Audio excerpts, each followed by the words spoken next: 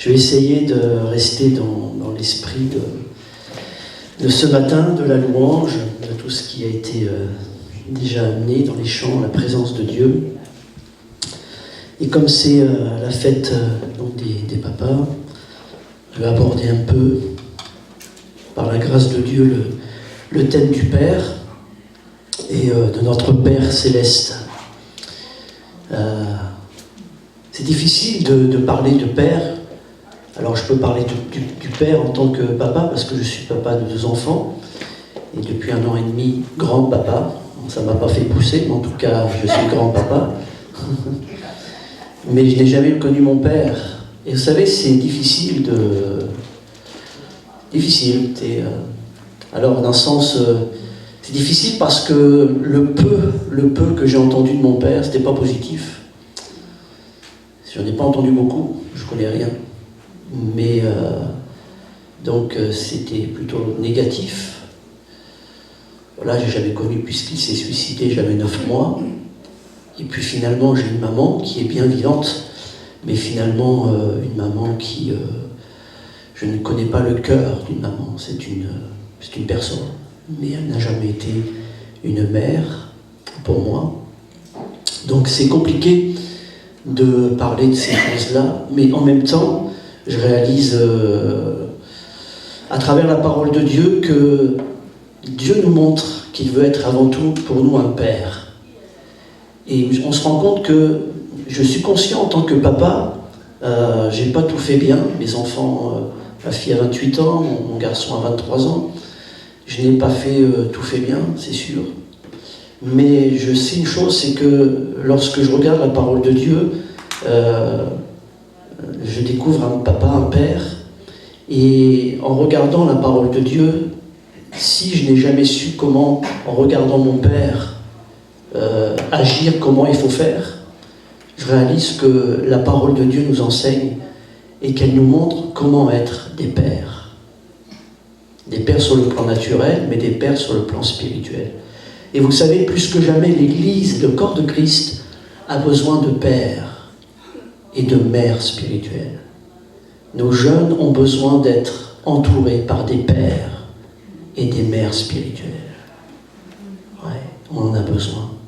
Moi, à travers mon âge, je suis en équilibre, là, sur une corde, et puis d'un côté, je suis pour certains un fils, mais à travers mon âge, je suis pour certains un père. Et c'est ça qui est important.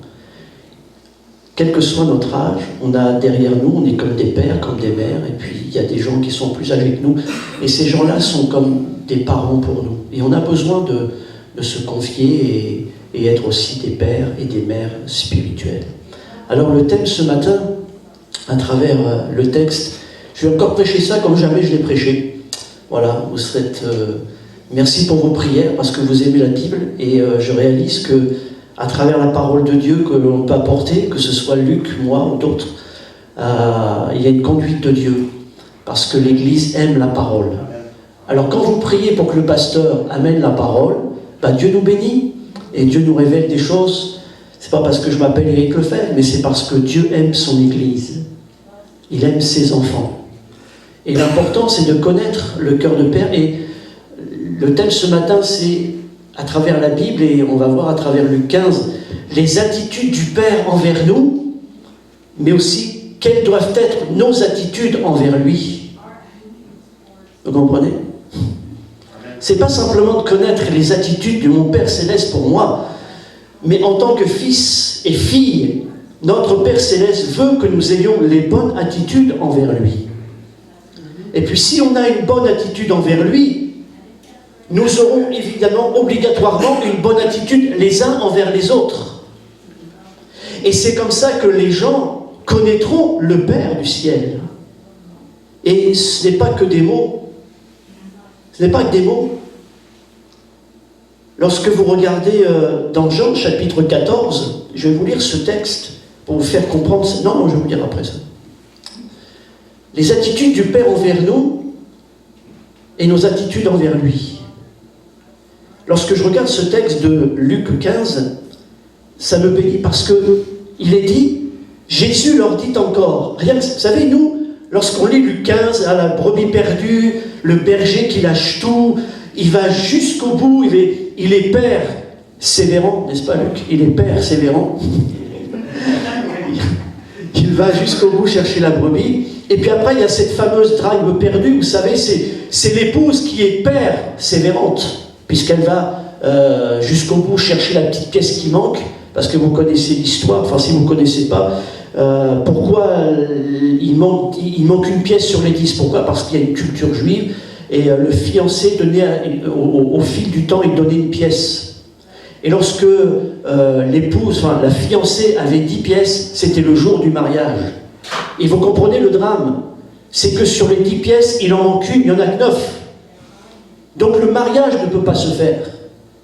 Donc vous comprenez l'importance de retrouver la 10e pièce pour que le mariage se fasse. Ça nous parle de quoi encore? Ça nous parle de Jésus, ça nous parle de la pièce unique qui nous permet d'être en relation avec le Père. Et puis cette troisième histoire de Luc 15, où il nous est parlé du Père, et de l'histoire non pas du Fils, mais des 2 fils, parce qu'il en a 2. Nous, on focalise toujours sur celui qui est parti, et puis qui est revenu. Puis c'est vrai qu'on va passer un peu de temps avec lui, mais le Père, il a 2 fils. Mais ce qui me bénit à travers cette troisième histoire que Jésus va raconter, c'est Jésus qui la raconte. Jésus leur dit encore. Jésus leur dit encore. Nous, on passe tout de suite au texte. La brebis perdue, la drachme perdue qui est retrouvée, le fils qui était perdu, et puis il est retrouvé. Waouh! Mais il y a des petites choses, c'est tellement important, et peut-être même encore plus percutant pour nous ce matin. Vous avez vécu toutes sortes d'affaires, Luc a vécu toutes sortes d'affaires cette semaine. Nous vivons parfois toutes sortes d'affaires, et puis je ne sais pas si vous êtes comme moi, mais j'ai l'impression que dans nos vies, parfois, il y a des encore négatifs. Oui. C'est juste moi ou c'est nous? C'est nous. Hein? Il y a des encore un problème, encore un souci, encore une mauvaise nouvelle. Encore. Puis jusqu'à un moment, on se dit, mais quand est-ce que ça va arrêter? C'est encore. Et je suis béni ce matin de pouvoir vous prêcher la parole de Dieu, et ça m'a tellement percuté. Jésus leur dit encore. Ça veut dire que pourquoi on ouvre la Bible ce matin? C'est parce que Jésus nous parle encore. Jésus, il y a encore des problèmes, il y en a encore des mauvaises nouvelles, mais il y a encore de Jésus qui nous parle. Jésus nous parle encore aujourd'hui à travers sa parole. Elle est vivante et il est vivant. Amen. Et je dis gloire à Dieu ce matin, parce que si Jésus nous parle encore, c'est pour nous dire qu'il y a encore de l'espérance, il y a encore sa grâce, il y a encore sa bonté, il y a encore sa puissance, il y a encore son amour. Alors à travers tous les encore de mauvaises nouvelles et de problèmes qui sont pu s'abattre sur nous, nous déclarons ce matin, Jésus est encore vivant, Jésus nous aime encore. Amen. Jésus est encore là pour nous guérir, il est encore là pour nous bénir, il est encore là pour nous fortifier, il est encore là pour changer le mal en bien. Jésus leur parla encore. Il leur parla encore. Et vous savez la grosse différence entre Jésus et regardez, c'est extraordinaire. Jésus là, il fait office de prédicateur. C'est lui qui parle. Il est le prédicateur. Mais non seulement il est le prédicateur, mais il est le personnage principal de la prédication. Et c'est ça qui fait la différence. C'est énorme. C'est pas que le prédicateur, il est le personnage de la prédication. Toute la différence avec moi je prêche la parole, mais je ne suis pas Jésus. Et ce qui me bénit ce matin, c'est qu'en prêchant la parole, je ne prêche pas ma parole, je prêche la parole de Jésus. Je prêche la parole que Jésus veut accomplir, qu'il veut exécuter dans nos vies. Amen. Et c'est ça la puissance de l'évangile, la puissance de la parole de Dieu. Voilà la puissance de la prière, parce qu'au-delà de tous les encore qui s'abattent et qui nous ruinent et qui nous découragent et qui nous contrarient, il y a Jésus le prédicateur qui est le personnage principal de la prédication et qui est là pour confirmer, proclamer et qui est là pour accomplir sa parole dans nos vies. Yes, yes. Psaume 33, il dit... Et comme il est le personnage principal, il accomplit ce qu'il dit. Il ordonne et les choses existent. Dans Romains 4, la Bible nous dit que Dieu appelle ce qui n'est pas, il appelle à l'existence ce qui n'existe pas. Alors je dis gloire à Dieu ce matin. Parce que s'il y a des choses qui n'existent pas encore dans nos vies et que l'on voudrait que ces choses-là prennent place, Jésus, parce qu'il est vivant, est capable de mettre à l'existence ce qui n'existe pas encore. Parce qu'il est Dieu. Et parce qu'il est là encore. Il est là encore et encore. C'est lui qui nous parle, c'est lui qui nous enseigne, et c'est lui qui est là pour confirmer sa parole dans nos vies. Lorsque je regarde cette image, c'est tellement parlant. Les attitudes du Père envers nous et nos attitudes envers lui. Et on voit à travers cela qu'il y a un Père qui est derrière son Fils. On ne sait pas s'il court derrière son Fils. En tous les cas, il y a un Père qui cherche son enfant et un enfant qui est devant son Père. Et je me disais en regardant cette image, mais finalement l'image, est-ce que ce ne serait pas nous qui devrions courir derrière notre Père ? Et j'ai envie de vous dire ce matin, courons de plus en plus dans les bras de notre Père. On a un Père dans son attitude qui nous cherche, mais nous à travers notre vie, et puis les choses de la vie, les occupations de la vie, le temps de la vie, et parfois c'est nous qui nous éloignons du Père, mais le cœur du Père ne s'éloignera jamais de nous. Jamais de nous. Tu peux cliquer. Je crois que plus que jamais, on devrait être comme ça, avec notre Père du ciel. Quelle attitude! Quelle attitude! Mieux que Jésus peut parler du Père, Jésus va le dire, le Père et moi, nous sommes un. On a un cœur à cœur. Et puis, qui mieux que Jésus peut parler du cœur du Père? Parce que Jean 14, verset 6, Jésus dit, je suis le chemin, la vérité, la vie, nul ne vient au Père que par moi. Vous ne pouvez pas faire autrement. Vous ne pouvez pas connaître le Père sans me connaître. Et il dit, si vous ne me connaissez pas, si vous me connaissiez, vous connaîtriez aussi mon Père. Et dès maintenant, vous le connaissez et vous l'avez vu. Philippe lui dit, Seigneur, montre-nous le Père, et cela nous suffit. Regardez ce que dit Jésus. Jésus lui dit, il y a si longtemps que je suis avec vous, et tu ne m'as pas connu, Philippe. Celui qui m'a vu a vu le Père. C'est-à-dire que Jésus est en train de leur dire, mais dans mes attitudes, lorsque vous me regardez, lorsque vous regardez mes attitudes, vous voyez les attitudes de mon Père. Et ça nous parle, Église. Parce que la Bible nous dit, que ce soit dans Romains 8 ou dans Galates, que l'Esprit, Dieu a pris l'Esprit de son Fils et nous l'a donné. L'Esprit de Dieu témoigne à notre esprit que nous sommes enfants de Dieu. Et c'est pour cela que, comme Jésus, nous pouvons dire « Abba, Père ». Et donc on réalise que plus que jamais on ne doit pas vivre simplement avec le Dieu créateur du ciel et de la terre, mais avec notre Père créateur du ciel et de la terre, qui nous a créés en Jésus-Christ. Comment dis-tu, Philippe, montre-nous le Père? Mais je suis avec vous. Mais vous savez, ça m'a parlé et je me dis, mais finalement, nous, les êtres humains, là, on parle beaucoup, et moi, là, ce matin, je parle du Père. Mais qu'est-ce que le Père nous dit ce matin? Mais si vous avez mes attitudes, vous allez me montrer. Vous comprenez? C'est pas qu'une question de mots, c'est pas qu'une question de parler du Père, c'est une question de le montrer. Et si le Fils est en nous, alors à travers son esprit, il va nous aider à avoir les attitudes du Père. Moi, ce que je prie ce matin avec vous, c'est que lorsque les gens viennent à l'église, bonne nouvelle, ils voient le cœur du Père. Lorsqu'ils te côtoient, ils voient le cœur du Père. Non pas parce que simplement ils t'entendent parler du Père, mais à travers tes agissements, à travers ce que tu fais, ils le voient. À travers tes attitudes, ils voient le cœur du Père. Qu'à travers l'Église, pas simplement les moments que l'on vit là, mais à travers nos agissements, nos actions, la manière dont on va nous approcher des gens, on va aimer les gens, on va montrer le Père. Ne crois-tu pas que je suis dans le Père et que le Père est en moi? Les paroles que je vous dis, je ne vous les dis pas de moi-même. Et il dit, le Père qui demeure en moi, c'est lui qui fait les œuvres.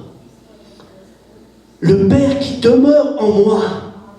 Et la clé, elle est là, et dans toute cette histoire, c'est ça, c'est que le Père, le cœur du Père demeure en nous. Parce que si le cœur du Père demeure en nous, nous allons faire les œuvres du Père. Pas nos œuvres, pas les œuvres de l'Église bonne nouvelle, les œuvres du Père. Et à travers les œuvres du Père, c'est pas simplement bénir les gens à l'extérieur, mais dans tout. Le cœur du Père dans la louange, le cœur du Père dans le service, le cœur du Père dans l'amour. Le cœur du Père. Ce n'est pas moi, c'est lui. Croyez-moi, je suis dans le Père et le Père est en moi. Croyez du moins à cause de ses œuvres. Le cœur du Père, les attitudes du Père et nos attitudes envers lui. Plus nous aurons une attitude aussi envers lui comme il veut que nous en ayons, plus on montrera aux gens, aux personnes autour de nous, qu'est-ce que le Père et le cœur du Père dans lequel nous croyons, le Père que nous avons reçu et avec lequel nous vivons tous les jours. Oui, il y allait encore des problèmes, il y allait encore des choses de la vie, des difficultés de la vie, mais il y a encore les grâces du Père qui sont répandues sur chacun de nous, jour après jour. Jésus leur dit encore, un homme avait 2 fils. Le plus jeune dit à son père, « Mon père, donne-moi la part de bien qui doit me revenir. » Et le père leur partagea son bien. Lorsque je regarde cela, je me dis, mais pourquoi il n'est pas dit un père avait 2 fils? Non, il nous a dit un homme avait 2 fils. Et on se rend compte à travers toute cette histoire que s'il y a un père qui a un cœur pour ses fils, on se rend compte qu'il y a une dimension qui est moindre à travers les 2 fils. Et finalement, pour les 2 fils, il n'y a pas vraiment ce cœur vis-à-vis de leur père comme un père. Et notre Dieu, plus que jamais, veut que nous ayons une relation, un cœur à cœur, en tant que fils et filles avec notre Père du ciel. Un homme avait 2 fils. Le plus jeune dit à son père, « Donne-moi la part de bien qui doit me revenir. » Quelle attitude envers son père? Mais quelle est notre attitude envers notre Père lorsque lui nous demande quelque chose? Vous savez, on oublie parfois la culture, mais lorsqu'il nous est parlé, Jésus l'enseigne. Et c'est il y a un petit peu plus de 2000 ans, une culture bien spéciale. Ce sont des Juifs. Et puis il y a aussi une culture orientale. Et on sait premièrement, déjà rien qu'à travers l'Ancien Testament, qu'il existait le droit d'aînesse.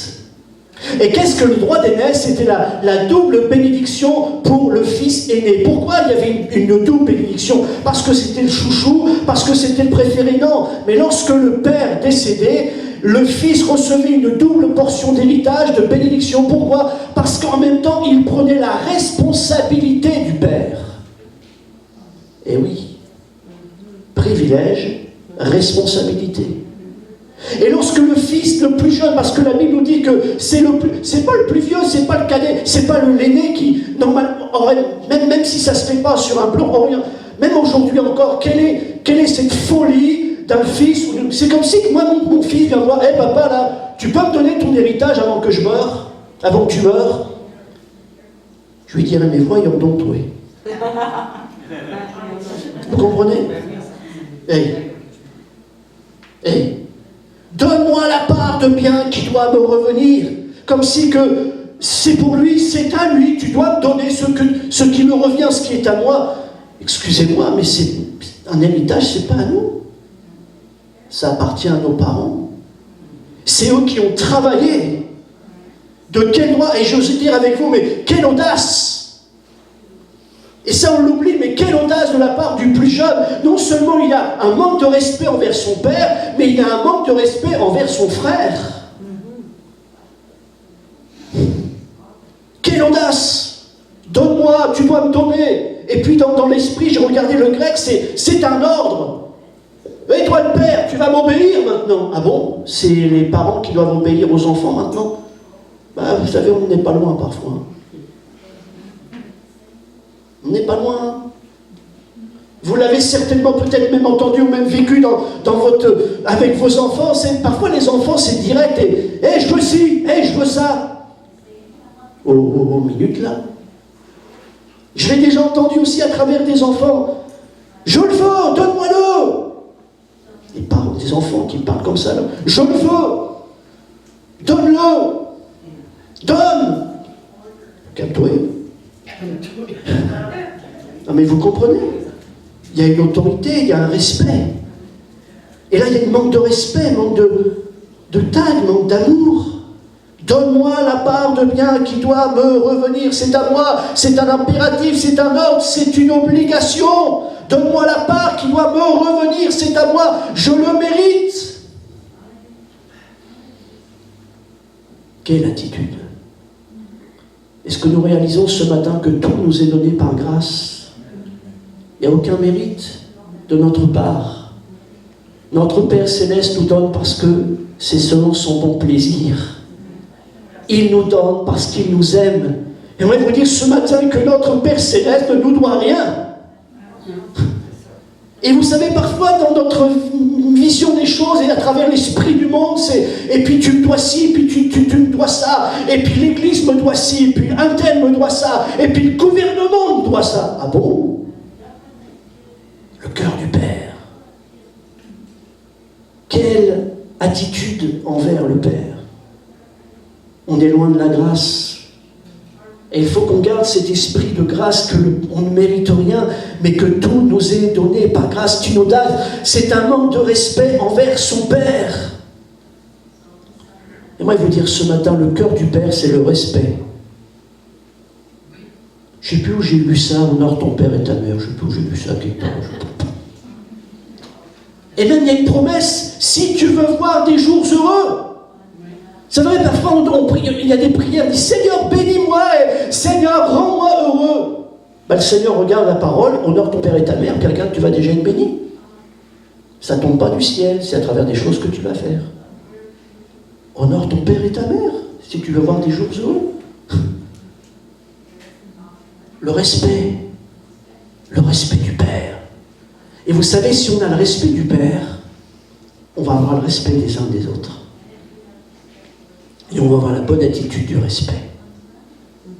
On le sait aujourd'hui qu'il y a de moins en moins de respect vis-à-vis de l'autorité. On ne veut plus entendre ce mot autorité. Aujourd'hui, on dit n'importe quoi, pour n'importe quoi. J'ai regardé, il y a eu un drame il y a quelques semaines en France où un policier est venu vers un gamin, un ado. Il est venu regarder ses papiers, le gamin était en train de faire un deal, c'est-à-dire qu'il vendait de la drogue. Là, il a pris peur, il a pris un pistolet, bing, il a tué le policier. Normalement, hop.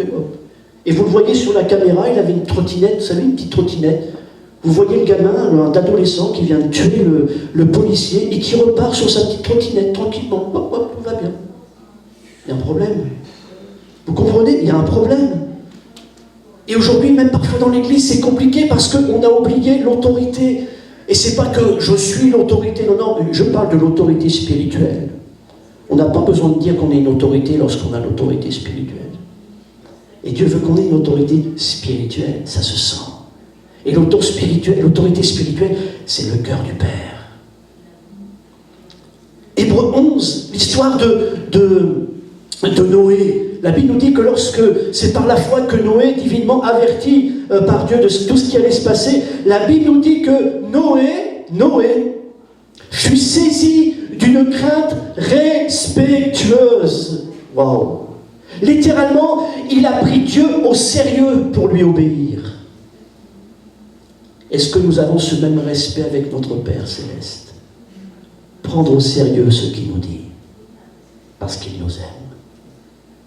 Non seulement prendre au sérieux sa parole, mais en même temps agir avec précaution. Littéralement, c'est ça. Agir avec précaution, prendre garde.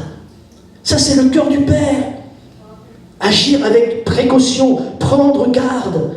Et j'aimerais vous dire ce matin que, justement, si on doit avoir de l'audace, C'est pas d'avoir de l'audace en disant tu vas me donner ci, tu vas me donner ça, c'est un ordre, donne-moi, donne-moi, donne-moi.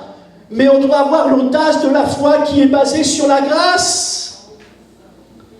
Et je sais que mon Père Céleste même, oui, j'ai l'audace de la foi dans sa grâce. J'ai l'audace de la foi dans son amour, j'ai l'audace de la foi dans sa bonté, j'ai la foi dans l'audace de sa puissance qui va agir pour moi. Qu'est-ce que la grâce, cadeau, don immérité? Je ne mérite pas, mais mon papa du ciel est un bon papa qui veut me donner. Regardez la grâce, l'attitude du Père. Le Père leur partagea son bien. Il n'a pas donné qu'à un, il a donné aux deux. J'ai regardé à travers le grec, c'est très intéressant, parce que lorsqu'il est dit le Père leur partagea son bien, le grec, le mot de bien, il y a plusieurs mots bien, même si nous à chaque fois on lit le mot bien, il y a plusieurs définitions. Et lorsqu'il est dit que le Père leur partagea son bien, en grec c'est le mot bios, qui a donné ce que vous connaissez aujourd'hui, le mot bio. Je ne sais pas si vous mangez bio. Bon, si vous mangez de la poutine, vous ne mangez pas bio. Bon. Le mot bio. Et vous savez ce que ça veut dire, bio? Bios, ça veut dire vie. Et leur partagea sa vie. Est-ce que vous vous rendez compte de la grâce? Il leur partagea sa vie. Et puis il n'y a pas une vie pour le plus jeune, une vie pour le plus vieux. C'est la même vie pour les deux. Et est-ce qu'on se rend compte de la grâce ce matin, vous et moi, quel que soit notre âge, quel que soit notre niveau intellectuel, quel que soit notre niveau social, on a la même vie de la part du cœur du Père, on est aimé de la même manière de la part du Père.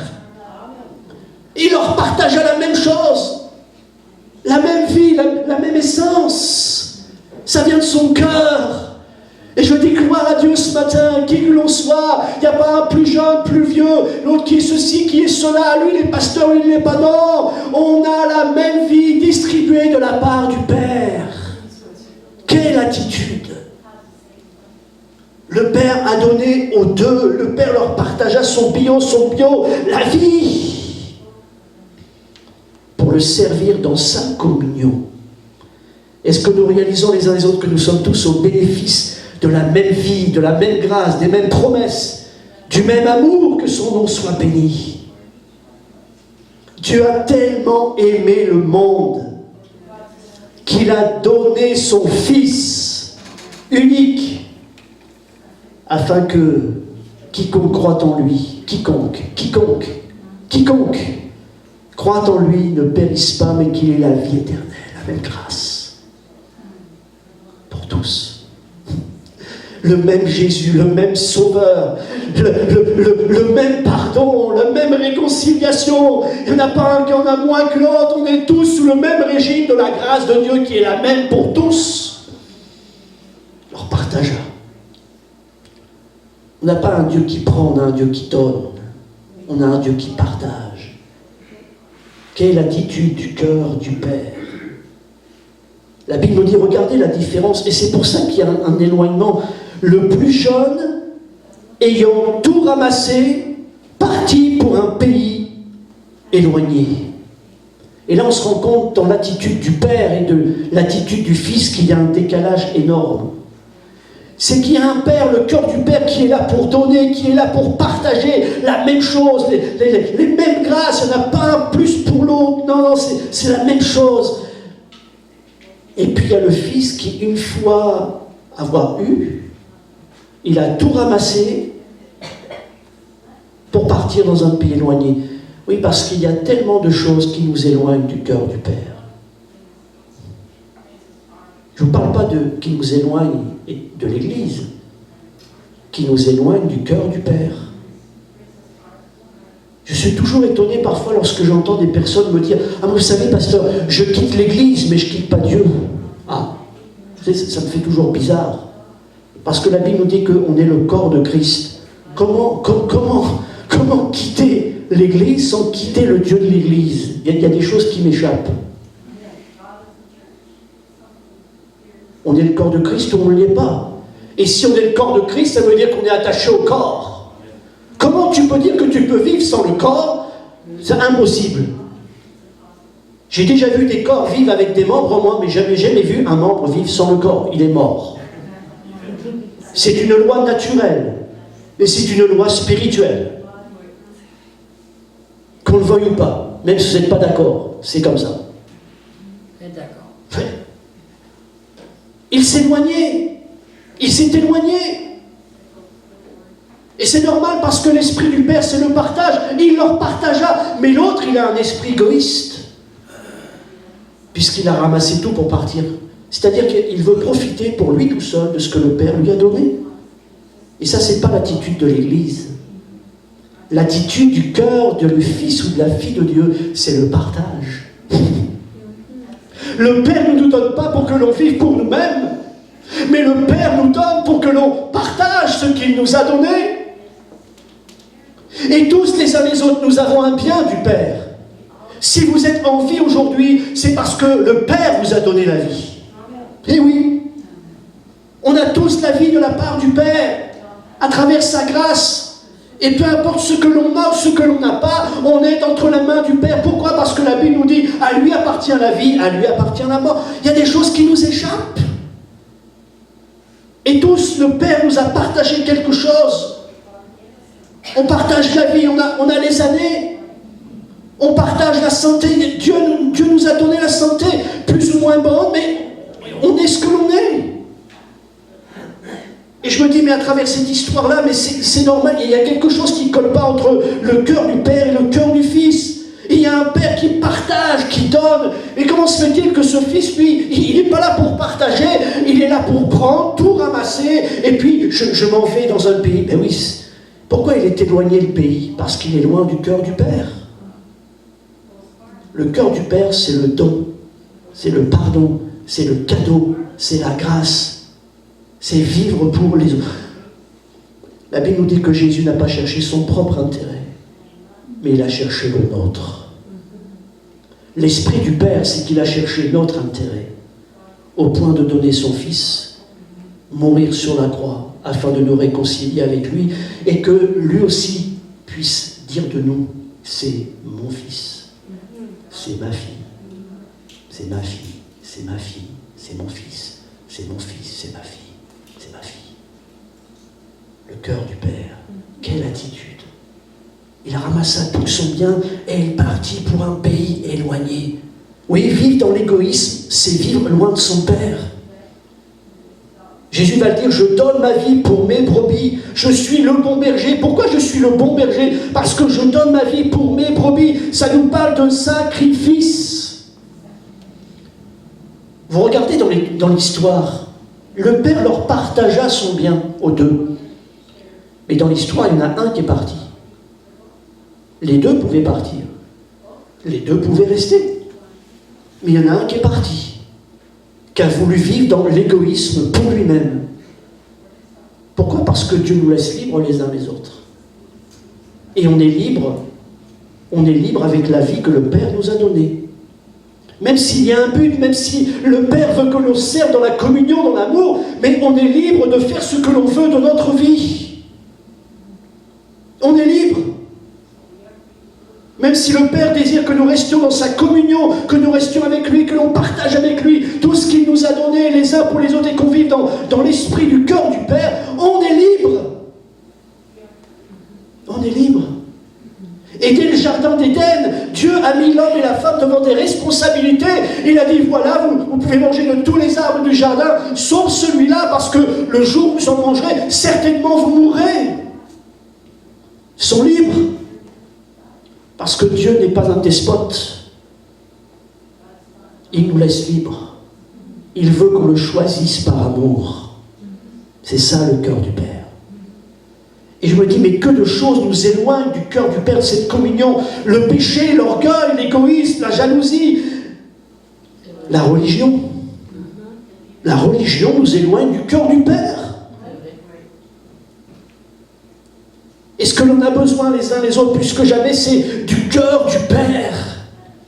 Notre Père Céleste veut une relation d'amour avec lui et non une communion forcée et obligée. Moi j'étais béni, j'avais même pas envie de prêcher ce matin, tellement j'avais envie de continuer dans la louange, tellement c'était une présence de Dieu énorme. Je vous assure, je dis Seigneur, mets ton esprit en moi, j'ai pas envie de couper tout ce que tu as déjà donné à travers la louange. L'Esprit du Père, la communion avec le Père. Vous savez qu'il y a la grâce dès le livre de la Genèse. La grâce. Parce que lorsque Adam et Ève ont péché, parce que c'est ça, ils ont fait ce que Dieu leur disait de ne pas faire. Et puis c'était pour leur bien. Parce que le but, c'était pas qu'ils soient séparés, le but, c'est... Non, mais il y avait l'arbre du bien, de la connaissance du bien et du mal, et je ne rentre pas là-dedans, je n'ai pas le temps ce matin, mais le but, c'était que le jardin était à eux. Mais le jardin était à eux sous la direction de leur père. Et finalement, ce qu'ils ont voulu, c'est, on veut prendre le jardin, mais on n'a pas besoin de toi pour visiter le jardin, on va s'en occuper nous-mêmes. Mais c'est exactement la même chose aujourd'hui. Tu nous as donné la vie, mais on n'a pas besoin de toi pour diriger nos vies, on va la diriger nous-mêmes. C'est ça le péché, c'est manquer le but. Manquer le but. Et la Bible nous dit qu'à cause du péché, il y a une séparation. Et ce n'est pas le Père qui s'est éloigné, c'est eux qui se sont éloignés. Ils se sont sauvés. Et regardez la grâce du Père, regardez la grâce. C'est que le Père les cherche. Il ne les trouve pas, ils sont cachés. Et à un moment, il va dire, regardez la grâce du Père. Vous savez ce qu'il va dire? Où es-tu? Il ne dit pas, qu'est-ce que tu as fait?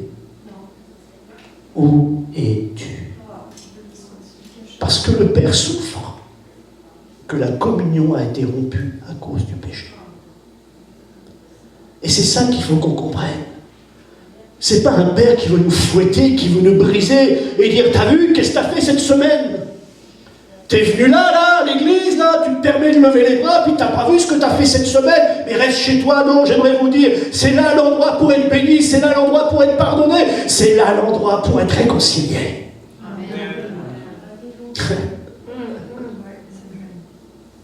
Et le but du diable, c'est ça, c'est de nous mentir. Enfuis-toi, éloigne-toi. T'as pas vu avec l'esprit que t'as? Mais tu vas quand même pas aller à l'église, tu vas quand même pas aller faire l'hypocrite.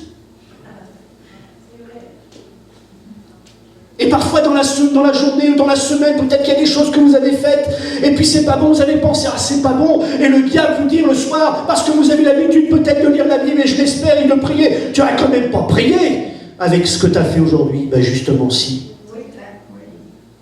Justement si. Parce que c'est là que tu vas connaître la grâce.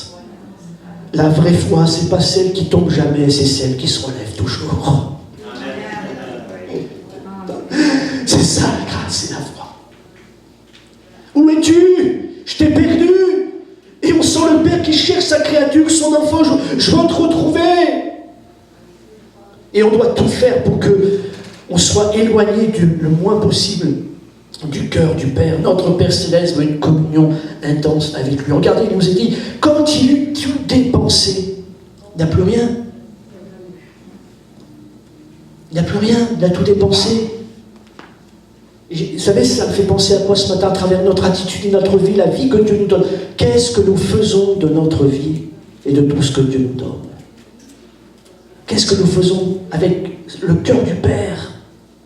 Il nous donne la vie, il nous donne la santé, il nous donne certaines bénédictions au niveau financier, il nous donne une église. Qu'est-ce que l'on en fait?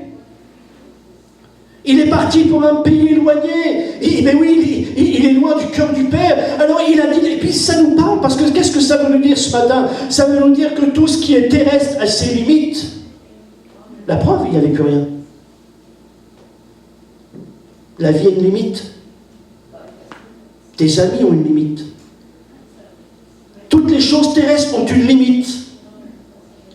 Mais alléluia, mon Dieu, mon Père est d'éternité, il est éternel, alléluia. Il nous a donné la vie, non pas limitée, mais éternelle. Et on est dans la communion du Père, on n'est pas dans la limite, on est dans l'infini. On est dans l'illimité. C'est ça la grâce du Père. Et c'est pour cela que les uns les autres, on n'a pas à se limiter limiter envers notre Père Céleste. On n'a pas à se limiter spirituellement. On n'a pas à se limiter à travers la prière. On n'a pas à se limiter à travers la foi. Parce que mon Père Céleste n'est pas limité. Vous voyez, sur la terre, tout a une limite. Tout a une fin. Mais si je suis dans la communion avec mon Père Céleste, il n'y a pas de fin. Il n'y a pas de limite.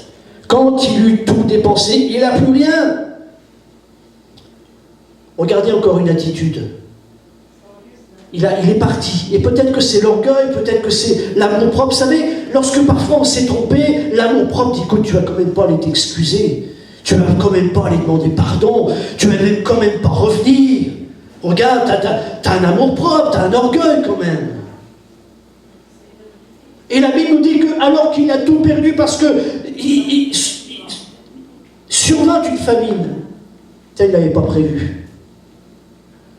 Puis vous savez, à travers les choses qui nous arrivent, il y a des choses qui nous tombent dessus, là, on ne les a pas prévues. On ne les a pas prévues.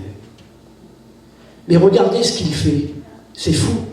La Bible nous dit qu'il alla se mettre au service d'un éleveur de cochons pour un juif. C'est malade. C'est malade. Et je me disais, en lisant encore le texte, je me disais, mais c'est fou parce qu'après, il pense à son père. Mais la première chose, c'est pas de retourner vers son père, c'est de trouver encore un moyen par lui-même de s'en sortir. Et d'où la question ce matin, à quel maître je me soumets, à quel maître je m'attends ce matin? Est-ce que c'est mon Père Céleste? Il alla se mettre au service d'un éleveur de cochons pour un juif. Pour un juif. Et le but du diable, encore à travers tout ce qui peut nous arriver, nous tomber dessus, les famines qui surviennent, les coups, les mauvaises nouvelles, les problèmes, le but c'est qu'on aille se mettre sous le service de tout ce que vous voulez, sauf du Père. Et vous savez, c'est grave parce qu'à un moment donné, la Bible dit qu'il s'est retrouvé au milieu des cochons. Et que même à un moment donné, il voulait même manger la nourriture des cochons. Mais personne ne lui en donnait. Merci Seigneur. Mais ça nous parle les uns les autres. Parce que vous savez, à force de traîner avec les cochons, on va arriver à manger la nourriture des cochons. Vous comprenez?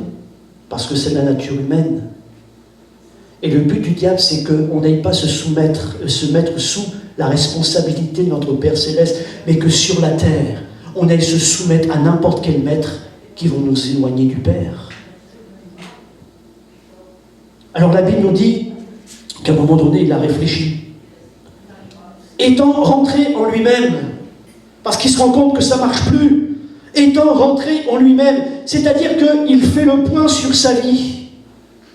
La conscience est là, gloire à Dieu pour la conscience. Mais il réfléchit, et la Bible lui dit, au jour du bonheur, réjouis-toi, au jour du malheur, réfléchis. Qu'est-ce que le bonheur et qu'est-ce que le malheur? Mais en tous les cas, on a le droit de se remettre en question. Vous avez le droit de vous remettre en question. On a le droit de réfléchir. Si Dieu nous a donné l'intelligence, c'est pas pour rien. Étant rentré en lui-même, il fait le point sur sa vie. Alors je me dis ce matin, merci Seigneur de ce que Dieu nous Père, à travers sa parole, nous donne de faire le point sur nous-mêmes. Et on a raison de faire le point. C'est une bonne chose de faire le point. Où j'en suis? Où en sommes-nous dans notre communion avec le Père? Je viens à l'église, ok, mais ta communion avec le Père. Ah, je loue le Seigneur, oui, mais ta communion avec le Père. Ah, j'ai fait telle heure, oui, ta communion avec le Père. C'est ça l'important, la communion avec le Père. Étant rentré en lui-même, il se dit, il y a tellement de serviteurs qui ont du pain dans la maison de mon Père, au-delà de venir à l'église, de faire une œuvre, quelle est la communion avec mon Père? Tu peux cliquer. Et puis clique encore, tiens, tout de suite, comme je l'ai oublié.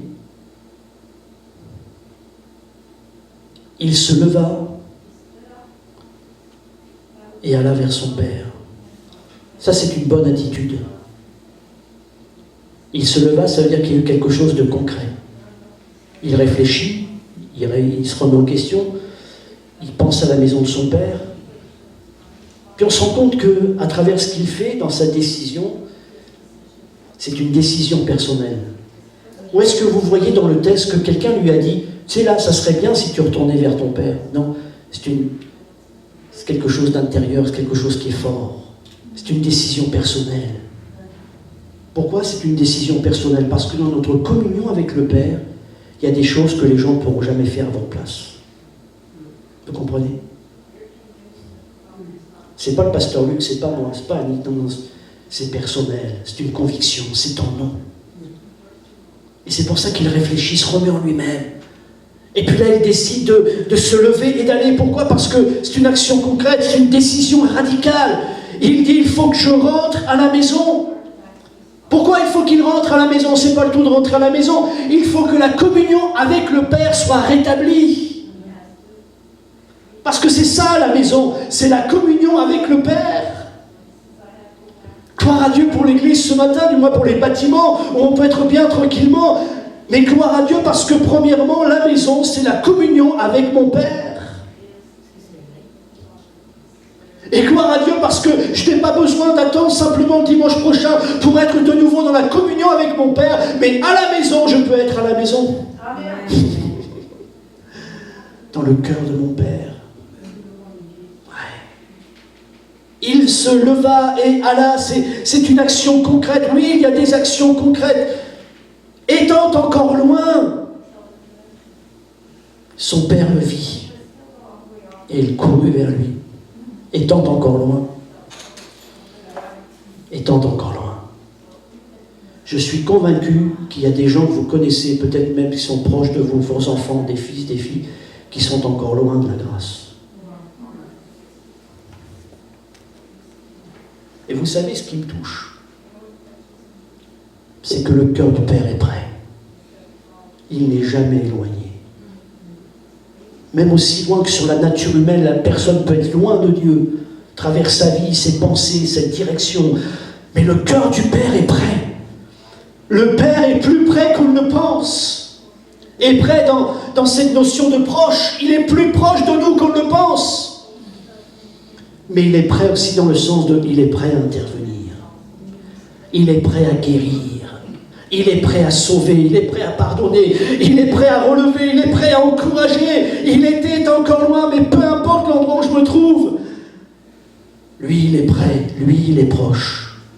Psaume 145, le Seigneur est près de tous ceux qui l'invoquent. Il l'invoque avec sincérité. Psaume 34, 19, il est près de tous ceux. Il est près de tous ceux qui ont le cœur brisé. Étant encore loin, son père le vit. J'aime ça parce que dans le mot voir, littéralement, il y a en grec le verbe voir, c'est eido. Et eido, ça veut dire connaissance de la situation, les yeux qui percent, discerner, découvrir. Waouh! Quelle attitude de la part de ton Père céleste. Mon frère, ma sœur, lorsqu'il te regarde, lorsqu'il regarde ta famille, lorsqu'il regarde tes soucis, lorsqu'il regarde tes problèmes, lorsqu'il voit, littéralement, c'est ça dans le grec, il a la connaissance de la situation. Il connaît ta situation, il connaît ta situation, il connaît ta situation. Il perce, il discerne.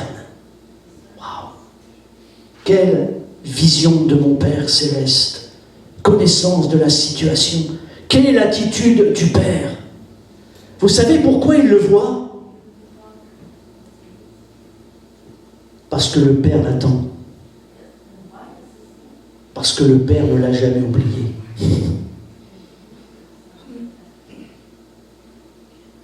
Quelle grâce!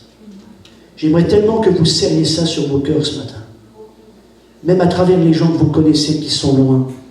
Le Père ne les a pas oubliés et il les attend. C'est ça le cœur du Père. Et je me dis, mais qu'en nous il y ait cette même vision, cette même attitude, si mon Père céleste attend, s'il n'a pas oublié, s'il sait, s'il connaît, mais à combien plus forte raison on doit être animé de cette vision-là, de savoir qu'il attend, on ne l'a pas oublié, il va revenir. Il va revenir. Parce que le cœur du Père est là. Va revenir. Son Père le vit de loin. Il l'attend. Il ne l'a pas oublié, il ne l'a jamais oublié, mais il l'attend. Et vous savez pourquoi il le voit? Imaginons l'histoire. Que le Père est à la maison et quand on revient à la Genèse, que le Fils prend tous ses biens et ramasse tout et puis il s'en va. Moi j'imagine dans la scène que voilà, il y a une route. Il y a une route. Et le Père, peut-être que certainement il est déchiré, mais comme il veut laisser son enfant libre, il me laisse le choix et puis il le laisse partir parce que c'est son choix. Mais moi, en tant que papa, quoi, certainement que je regarderai à la fenêtre et avec peine, avec brisement, je regarderai mon fils ou ma fille partir. Je le verrai partir sur ce chemin-là. Et vous savez pourquoi il le voit? Parce qu'il regarde dans la direction où il est parti. Ça veut dire qu'il regarde dans sa direction. Et l'attitude du Père, c'est ça. C'est un Père qui a les yeux fixés dans ta direction. La direction du Père, c'est pas simplement le bâtiment, ça passe. Mais c'est toi, c'est ta vie. C'est ta vie. Il regarde dans ta direction. C'est pour ça que Jésus nous a été donné. Parce que le Père a regardé dans notre direction. Ce qui importe le Père, c'est ta vie, c'est ton cœur, c'est son attitude. Et gloire à Dieu pour le regard du Père sur nous. Mais quelle attitude est-ce que nous ne devrions pas avoir aussi, nous? Le regard sur lui, c'est notre direction, c'est lui, le Père nous regarde. Alors, regardons-le aussi. J'aime tellement lorsqu'il nous est dit, j'avais relevé ça à travers le grec, c'était très intéressant, à travers, il courut, littéralement, il se hâta, en grec, tcherko, il se hâta, pas en charcot, hein. Tcherko, il se hâta, littéralement c'est initiative. Alors j'ai relevé, imaginez le cœur du Père, il courut vers lui, il se hâta, il y a une initiative. Trois choses. Courir dans quelle vision? Compétition pour remporter la victoire. Lorsque ton Père te regarde, il court, il y a une compétition. Pourquoi? Parce qu'il veut remporter la victoire dans ta vie. Ouais. Courir pour remporter une compétition. Deuxièmement, mettre tous ses efforts pour atteindre un objectif. Waouh! Ton Père Céleste va atteindre ses objectifs dans ta vie. Et puis le troisième élément, c'est sauver d'un péril. Waouh! Ton Père Céleste sait, il connaît. Et il est capable d'intervenir, et il court. Même si toi tu as l'impression que c'est long. Il y a des choses, ça nous semble toujours long. Il fut ému de compassion. Littéralement, c'est l'amour du Père, c'est ses entrailles. Littéralement, il dit, il a été amené, il a été remué dans ses entrailles. Lorsqu'il voit le Fils, il n'est pas en colère, il lui dit, attends, je vais t'en mettre une, je vais t'apprendre, moi, à t'en aller. Non. Il est remué à l'intérieur. Quelle est l'attitude du Père? Quelle est l'attitude du Père envers son Fils? Il court devant lui. Pourquoi? Parce qu'il y a urgence. Il faut vite, il faut faire quelque chose. Il y a urgence. Il se jeta à son cou. Tu peux passer. Il se jeta à son cou et l'embrassa.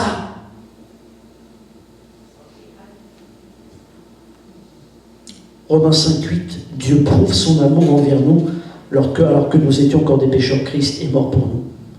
Est-ce que vous réalisez dans le texte que c'est une fois qu'il l'a embrassé, c'est après qu'il lui a dit « apportez vite la plus belle robe ». Littéralement, changez-le. Le Père n'a pas attendu qu'il soit lavé, qu'il soit de nouveau habillé propre pour le serrer. Il l'a pris comme il était. Ça, c'est l'attitude du Père du Père. Et c'est notre attitude que nous devrions avoir aussi les uns vers les autres. Comme l'on est. Comme l'on est. Il n'a pas attendu qu'il ait mis du Chanel numéro 5. Non, c'est un homme, c'est pour les femmes, ça. Il n'a pas attendu qu'il ait du Givenchy, ou du Saint-Laurent, tout ce que vous voulez. Il l'a pris. Et je vais vous dire, je ne regrette tellement pas. Lorsqu'on est rentré dans le garage, d'avoir pris Yann dans mes bras dans l'état où il était.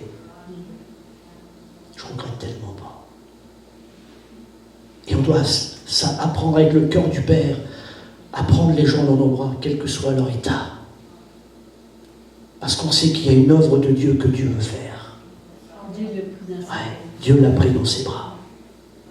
Et à chaque fois que tu prends quelqu'un dans tes bras comme il est, tu permets au Père de faire l'œuvre de Dieu dans sa vie. C'est ça l'attitude du Père. Et les uns les autres, on doit avoir cette attitude de la part du Père. L'amour de Dieu consiste en ce qu'il nous a aimés avant que nous l'aimions. Il embrasse le Fils, malgré son état, peu importe, c'est pas grave. Le Fils est là. Regardez l'attitude du Fils. Il dit, mon Père. Ah, tiens, mon Père. On y revient. La dernière fois, il avait dit, hé, mon Père, donne-moi ce que tu me dois là. Mais j'ai l'impression que dans le texte, c'est plus la même voix. Mon Père. Mon Père. Et il dit, j'ai péché contre le ciel et contre toi, je ne suis plus digne d'être appelé ton fils. Ça s'appelle la repentance. J'aimerais vous dire aussi quelque chose, là, entre parenthèses, mais si, vous savez, aujourd'hui, les gens, parfois, ne veulent pas changer, et puis disent, vous savez, moi, de toute manière, je sais que Dieu m'aime comme je suis. Oui. Et lorsque Dieu nous appelle, il nous prend comme on est. Mais il nous prend comme on est, non pas pour nous laisser comme on est. Et le texte de Luc 15, c'est ça. Il le prend comme il est, pour le laver et lui donner une nouvelle robe. C'est ça la bonne nouvelle de l'Évangile. C'est que Dieu ne nous accueille pas en haillons pour dire, tu vas continuer à vivre avec tes haillons. Il y a pour nous des habits de fête. Et Dieu nous prend comme on est, pour nous transformer comme il veut. C'est ça l'Évangile. Et puis c'est pas forcé, c'est par amour, parce que mon Père Céleste sait de quoi j'ai besoin dans les moindres détails. Puis là il y a 3 éléments extraordinaires. Il dit apportez vite. Et vous voyez encore l'urgence, il court vite, parce qu'il y a urgence, et là apportez vite, parce qu'il y a urgence. Ça c'est l'attitude du Père, il y a urgence. Et la première chose qu'il lui dit, c'est apportez vite la plus belle robe, la robe de la justice, la robe que Jésus nous a acquise à la croix. Parce que Jésus a porté nos vêtements sales à la croix. Pour que toi, ce matin, tu sois lavé dans son sang, alléluia, et que ce matin, tu aies la robe de sa grâce, la robe de la justice. Il a ôté nos vêtements sales, il a enlevé nos vêtements de nos haillons, et il nous a habillés d'un vêtement de fête, le vêtement de son salut dans son sang. Et puis il dit, apportez vite, mettez-lui un anneau. On sait ce que c'est, bibliquement, l'anneau, c'était pas une bague, littéralement c'était le sceau de la famille. C'est avec ça que lorsque vous avez un papier, vous signez. Vous savez, lorsque vous payez vos impôts, là, vous signez. Non mais c'est ça, c'était un sceau. Littéralement, ça veut dire, t'es de la famille. Vous comprenez l'urgence? Vite! Vite, il faut qu'il soit sauvé, vite! Vite, il faut qu'il ait la robe neuve, la robe propre, la robe blanche, vite! Il y a urgence. Et puis mettez-lui l'anneau, ça y est, le sceau fait partie de la famille. Puis la troisième chose, il lui donne les sandales. Vous savez pourquoi il lui donne les sandales? Parce que les esclaves servaient du pied. Et c'est plus un esclave, c'est un fils. C'est un fils. Et bibliquement, ça veut dire que le Père est en train de lui donner la capacité, il est en train de lui donner le moyen pour marcher dans sa communion et pour le servir. Et je dis gloire à Dieu ce matin. Parce que non seulement le Père nous aime, le Père nous appelle, mais le Père nous équipe pour marcher avec lui comme il le veut. Apportez vite le veau gras. Ça finalement c'est la conclusion des 3 choses avant. Parce que s'il n'y a pas le veau gras, il n'y a pas la robe, il n'y a pas les sandales et il n'y a pas l'anneau. Pourquoi? Parce qu'il dit apportez vite. Vite, encore vite. Tuez le veau gras. Il dit bien tuez le veau gras. Ça nous parle de quoi de tuer le veau gras? Ça nous parle du sacrifice. Et sans le sacrifice de Jésus, il n'y a pas de manteau, il n'y a pas d'anneau, il n'y a pas de sandales. Comprenez? Et je dis gloire à Dieu ce matin, parce que dans le mot gras, et dans le mot gras, littéralement c'est le tout accompli de la croix. Alléluia, il a tout accompli. Ça c'est le cœur du Père. Quelle attitude! C'est pas quelque chose, non, c'est tout. C'est le veau gras. Ça c'est l'attitude du Père pour toi, pour moi, à travers Jésus. Puis tu peux passer la dernière, je termine avec ça.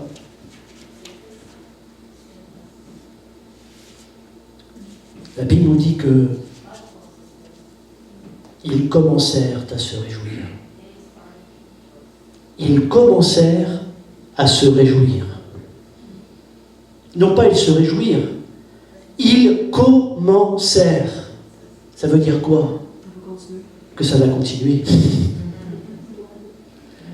Est-ce que tu réalises ce matin que quel que soit ton âge, peut-être même ça fait 20 ans, 30 ans que tu es avec Jésus, tu n'as pas encore fini. Tu n'as pas encore fini. La vie avec Jésus est un commencement, il n'y a pas de fin, puisque c'est l'éternité. Tu n'es pas dans « Ah, c'est bientôt fini ». Non, tu es toujours dans le commencement. Tu n'as pas fini. Dieu n'a pas fini. Le Père n'a pas fini de te bénir. Le Père n'a pas fini de te donner. Le Père n'a pas fini de marcher avec toi. Et toi de marcher avec lui. Ils commencèrent à se réjouir. Alors, j'ai choisi quelques versets, mais j'aurais pu me réjouir. Oui, me réjouir. Mais pasteur, tu sais par où on passe, oui. Mais moi, j'ai envie de continuer à me réjouir avec vous. Et en vous citant ces textes, j'ai envie de vous dire, ça continue. Quelle que soit la vie, quels que soient les aléas, quels que soient les problèmes, les contrariétés, je marche avec mon Père et je veux avoir une bonne attitude envers mon Père pour faire connaître le cœur de mon Père, parce que je sais que les attitudes de mon Père n'ont pas changé envers moi. Alors oui, je veux déclarer avec vous, je veux me réjouir ce matin. J'ai cherché l'Éternel et il m'a délivré de toutes mes frayeurs. Quand on tourne vers lui les regards, on est rayonnant de joie. Ça continue. Quand un malheureux crie, l'Éternel entend et le sauve de toutes ses détresses. L'ange de l'Éternel campe autour de ceux qui le craignent. Ça, c'est le cœur du Père. Il les arrache aux dangers. Sentez, voyez combien l'Éternel est bon. Heureux l'homme qui cherche en lui son refuge. Rien ne manque à ceux qui le craignent. Ils commencèrent et ça continue. Romains 8, 35.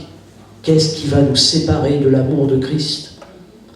La détresse, l'angoisse, la persécution, l'épée, la misère, le danger, la faim. Mais dans tout cela, nous sommes plus que vainqueurs par celui qui nous a aimés. Ça continue. Oui, j'ai l'absolue certitude que rien ne pourra nous arracher à l'amour que Dieu nous a témoigné en Jésus-Christ notre Seigneur. Et réjouissez-vous en tout temps de ce que le Seigneur est pour vous, Philippiens 4.4. C'est le VUS du Québec. C'est le pick-up du Québec, de la BTV. Non, c'est le pick-up mondial. Réjouissez-vous en tout temps de ce que le Seigneur est pour vous. Réjouissez-vous de ce que votre Père Céleste est pour vous. Oui, je le répète, soyez dans la joie.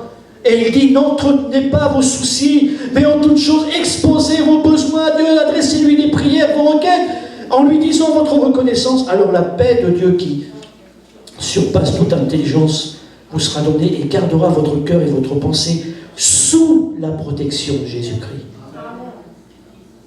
Psaume 46, ça continue. Et c'est ça qui continue à nous réjouir. C'est quoi le psaume 46 ?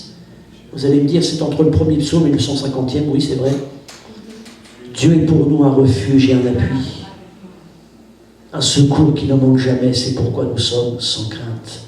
Psaume 145, 18, l'Éternel est proche de ceux qui l'appellent, de tous ceux qui sont sincères lorsqu'ils font appel à lui. Il accomplit les désirs de tous ceux qui le servent, il entend leurs cris et il les délivre. Hier matin, j'ai donné un passage dans Isaïe, et puis Pasteur Luc m'en a donné un autre. Et puis les deux se rejoignaient finalement. Ésaïe 40, verset 9. Toi que j'ai pris aux extrémités de la terre. J'ai vraiment pris cette parole comme une parole de Dieu, Pasteur Luc. et que j'ai appelé d'une contrée lointaine. Tu es mon serviteur, je te choisis, je ne te rejette point, ne crains rien, car je suis avec toi. Ne promène pas des regards inquiets, car je suis ton Dieu. Je fortifie, je viens à ton secours, je te soutiens de ma droite. Dit enfin, ça continue. C'est pour vous aussi. Ésaïe 41, 27. Ne dis pas, ma destinée est cachée, mon droit passe inaperçu devant Dieu. Ne le sais-tu pas, ne l'as-tu pas appris? C'est le Dieu d'éternité, l'Éternel, qui a créé les extrémités de la terre. Il ne se fatigue pas, il ne se lasse pas, ça continue. Réjouis-toi parce que ça continue. C'est le Dieu d'éternité. Il a créé les extrémités de la terre. Il ne se fatigue pas, il ne se lasse pas. On ne peut sonder son intelligence. Il donne de la force à celui qui est fatigué. Il augmente la vigueur de ceux qui tombent en défaillance. Les adolescents se fatiguent, se lassent, les jeunes hommes chancellent. Mais ceux qui se confient en l'Éternel renouvellent leur force. Ils prennent le vol comme les aigles. Ils courent et ne se lassent point. Ils marchent et ne se fatiguent pas. Ils commencèrent à se réjouir.